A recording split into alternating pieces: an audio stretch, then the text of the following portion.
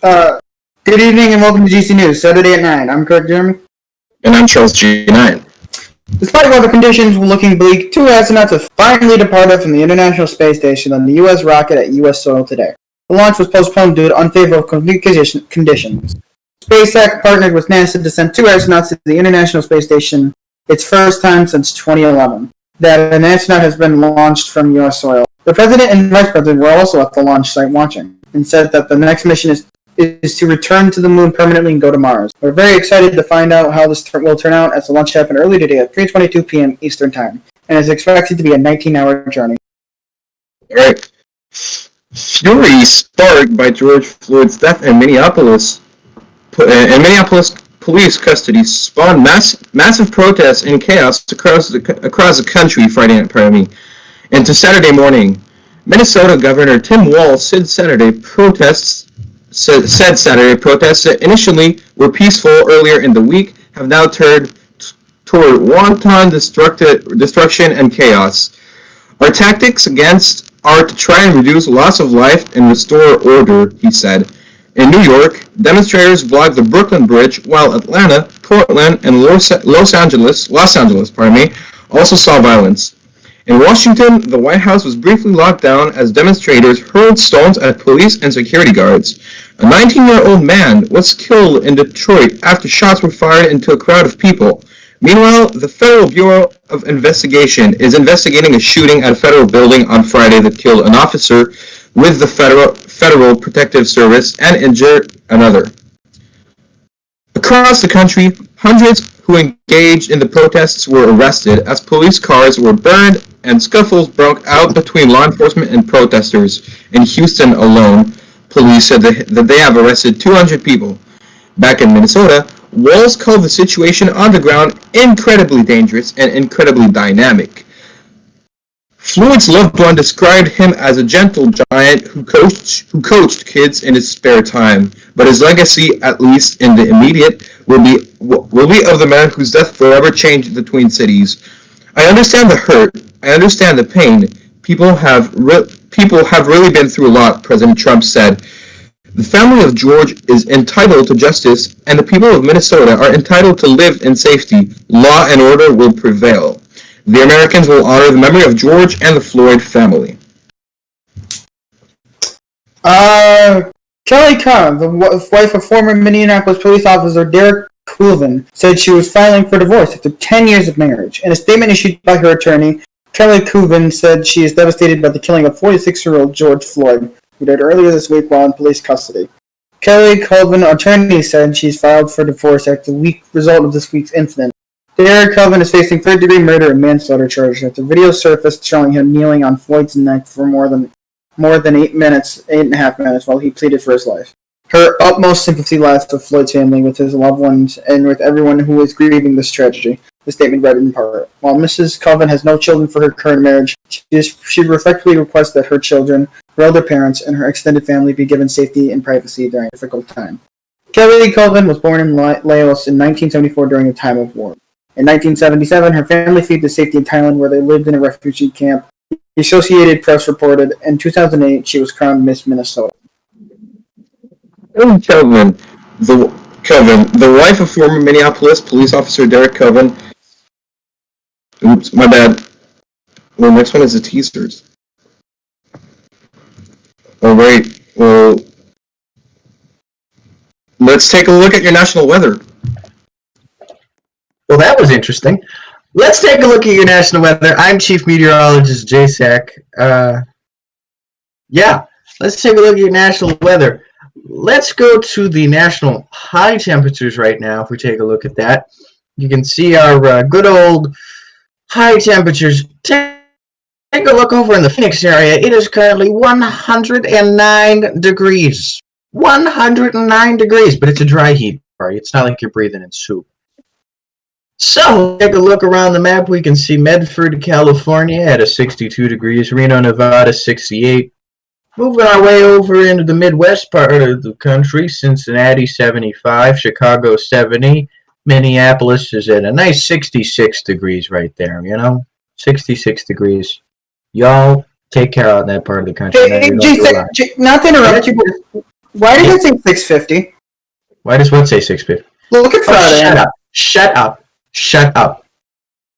I'm trying to do weather here, and you're just interrupting me. You know, I was trying to do a nice thing, and I need to keep on moving. We look at lower temperatures here, as you can see. On the low temperatures, it's going to be a nice cooler in the mid 40s, mid 50s, and mid 60s, depending upon where you are in the country. Take a look at the Doppler radar. We can see we have some light storms over on the west coast. That'll push their way over towards the east coast. And if we take a look at the precipitation map, you can see that we have a chance of some showers over on the east coast, down in the South Carolina, North Carolina area, as long as in the Ohio, West Virginia, Pennsylvania, New York area. And with that, I guess I'll toss it back to you guys at the desk. All right, thank you, Jay Zach. Coming up, an interview with a citizen of Ohio. Followed by one man raising $10,000 to help clean up Minneapolis. We'll be right back.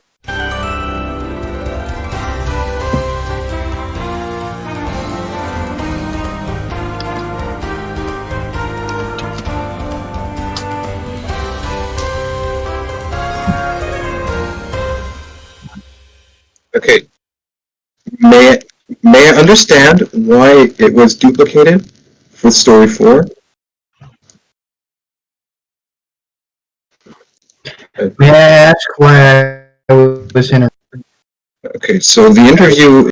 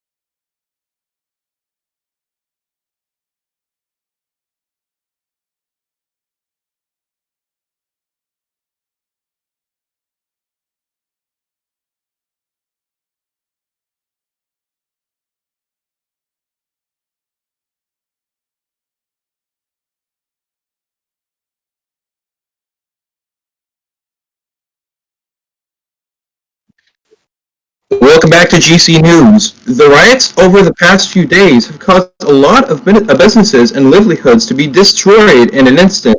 But as the cleanup efforts start, people from all over the city and area are pitching in to help.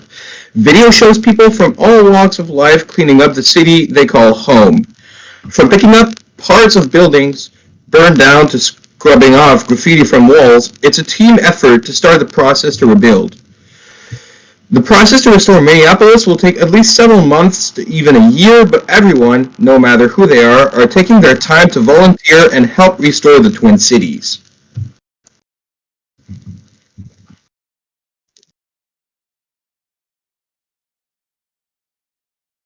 Oh, sorry.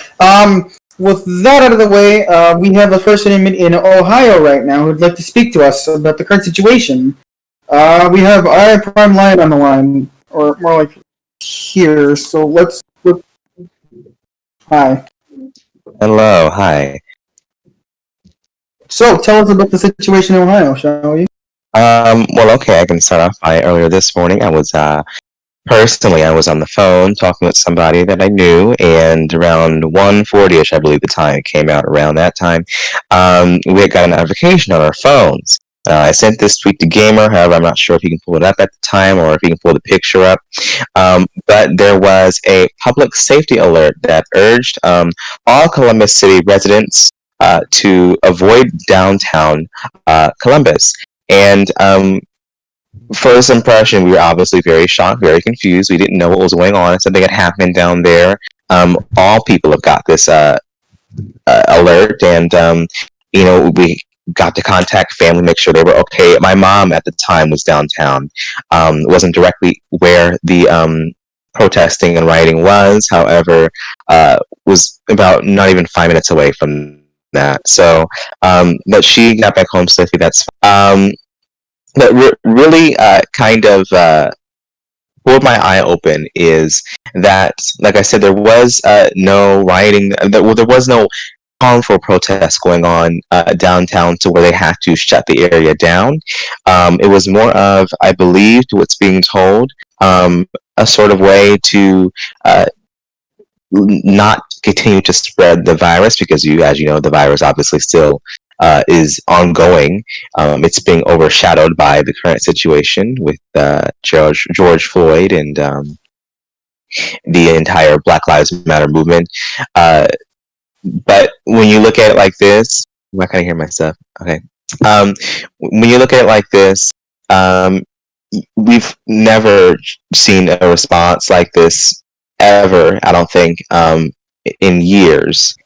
And this is taking, the entire nation by a giant anger storm. But when you look at it, when it's happening to you locally, when this is happening 10, 15 minutes away from you, it's a very different story. And what I've also been noticing as well is a lot of police aggression towards peaceful protesters, which is quite disgusting. And that's an opinionated statement. I've seen a lot of videos that had showed previous videos from when there were people that were going to protest against the quarantine shutdown. There has been multiple videos of that. There has been people screaming in officers' face, throwing things at them in their personal bubble, and all they did was push them back. And you have people down here today outside protesting, trying to make a change in this country, and they were sprayed with a pepper spray. They were arrested. They were restrained. They were taken away from what was supposed to be their First Amendment right.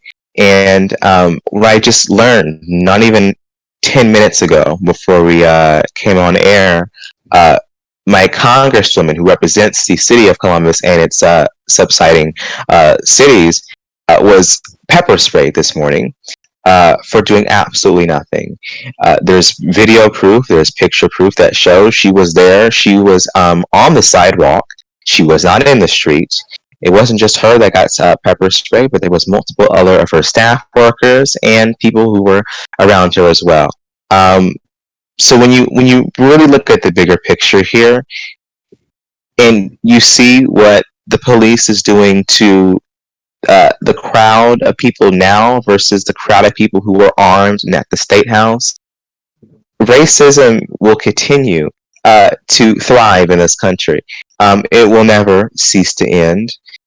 And as long as the police have such authority over the city and or the country, let's be honest, there is absolutely nothing that will be able to be done to even remotely help us get back. Oh no, there is no get back. We say get back on the right track, get back to where there was no used to, there was no has been. America has always mistreated black people. They've always mistreated minorities, always. And it's showing right now in front of people's faces and continuously showing right now at this minute, at this very hour, at this very second. And there are still people that do not believe in racism. But that's all I have to say about that. Well, my internet kicked me, but that's all the time we have for talking about the current situation.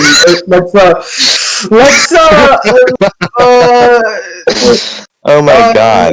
When we come back from break, we'll okay. See, theme parties will be when we come back. Yes. Let Charles start. Go ahead. All right. So coming up, a man raises money to clean up Minneapolis.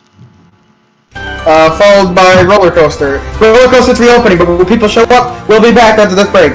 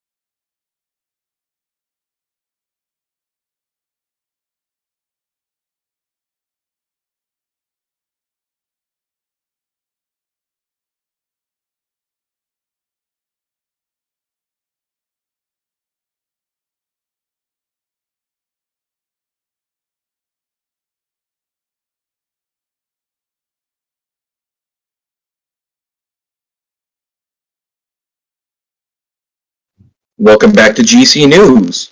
Minneapolis, Minnesota is coming together to clean up after the peaceful protests over the death of George Floyd turned into violence and property damage. Overnight, the city was sent into riots with shops being looted and a police station set ablaze. The police responded with tear gas and even arrested a CNN reporter.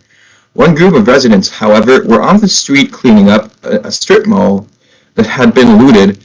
Marvin Applewhite originally posted images on his Facebook page with the caption, "Helping clean up," being a service in Minneapolis, Minnesota. Applewhite started a GoFundMe campaign to help raise money for more cleanups in the area. As of the time of writing, the campaign has raised over $10,000. $10,000. Donators have positive comments for the campaign, with one writing, "I donated because doing the right thing is available to all of us, just as doing the wrong thing is available to all of us," and Marvin chose the former rather than the latter. Hopefully Marvin will raise even more money to help with cleanup efforts in Minneapolis. A key source for minerals for North Korea's nuclear program remains operational and continues to be updated, according to the coming reports based on satellite photos that underscore the persistence of a top threat to the U.S. national security.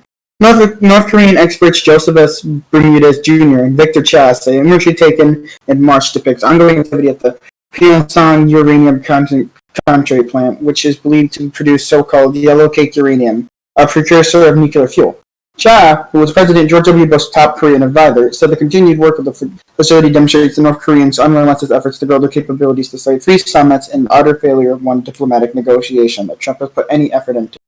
The North Korean news agency said officially discussed new policies for further increasing the nuclear war deterrence of the country and putting the strategic armed force on a high alert operation, end quote, as well as increasing the capabilities for deterring the threatening foreign force. President Donald Trump says he sent Kim a letter in March offering to cooperate on coronavirus. It was a part of the charm offensive by Trump that has included a pair of summits between the two leaders, but there has been no sign that North Korea will do what the U.S. wants and give up its nuclear weapon. The work at Pyeongchang uranium concentration plant is one example of North Korea's commitment to a program, experts say. Satellite imagery in 2015 shows that the facility has been expanded. The news report shows further expansion, said the researchers say. Yellow cake uranium can be enriched for use in nuclear weapons and can also be used in producing fuel for North Korea's experimental light water reactors under the construction at its Yongbyon Nuclear Science Research Facility, experts have said. The reactor can produce weapon-grade plutonium for nuclear weapons.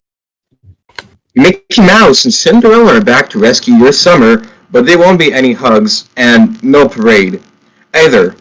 Over the next 2 months, some of the nation's biggest theme parks will be opening their gates to the public again. The coronavirus pandemic forced parks to close in March, leading to billions of dollars in lost revenue for major operators such as Disney and Universal. Now, theme parks are dipping a toe in the water, opening to limited capacity and executing a complicated plan to accommodate reservations while trying to return furloughed employees and train them on a host of new procedures. Universal Orlando opens its doors to the public on June 5th, SeaWorld on June 11th, and by mid-July, Disney's parks will welcome thousands of vacationers through Florida, though Florida Governor Ron DeSantis still has to give final approval. Some fans wondered about accommodations for special needs children and whether masks would need to be worn in water parks. Others praised the mask requirement. The parks will be making their cleaning procedures much more visible with sanitation top of mind and hand sanitizer stations everywhere. Fireworks and parades won't be back right away given crowd issues, Disney has said. Top of mind for operators will be the nightmare of a second wave of infection that could force closures. And finally, we end on a lighter note. One of our fans by the YouTube channel named Jameer P2 Entertainment took a video of him sneaking into our GCNews studio. Take a look. When I joined this game, watch this. I'm about to join this game. It was open so early, bruh. Oh my god! Look, GCNews is open so early. Oh my god! They're like, oh my god! They updated the game as well. Wow. Wow.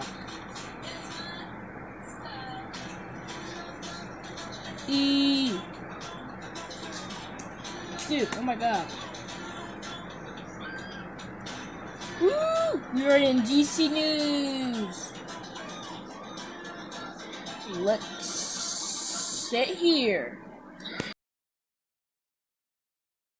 Smash is also here to talk about our latest game show community updates. We'll be right back. Oh, wait, what? What? I hate you, gamer. I hate you. Let's just bring it to Smash. Okay, I'm sorry.